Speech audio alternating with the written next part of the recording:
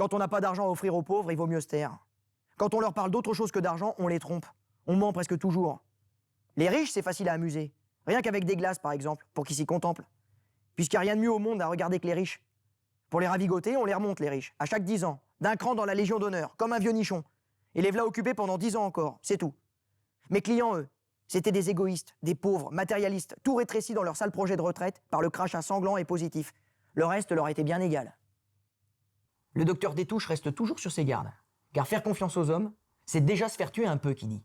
Tout est vacherie universelle. Sa devise, souviens-toi de te méfier. Et sa philosophie de poche, riche ou pauvre, il n'y en a pas un pour acheter l'autre. C'est pas vraiment l'ami du genre humain, Céline. Non, vraiment pas.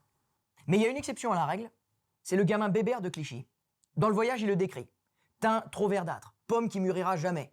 Le docteur Bardamu Détouche va assister impuissant à la mort de Bébert. Bon, le personnage est une transposition, il a sûrement existé, mais les biographes n'ont pas réussi à lui mettre la main dessus. Sur sa face livide dansautait cet infini petit sourire d'affection pure que je n'ai jamais pu oublier. Une gaieté pour l'univers. Tant qu'il faut pour aimer quelque chose, on risque moins avec les enfants qu'avec les hommes. On a au moins l'excuse d'espérer qu'ils seront moins carnes que nous autres plus tard. Dans l'Arche de Noé célinienne, il n'y a que les bêtes et les enfants à sauver. D'ailleurs, Bébert, ce sera le nom qu'il donnera à son chat, qui connaîtra une gloire posthume. Alors le môme et le chat, embaumés, naturalisés, panthéonisés qui seront.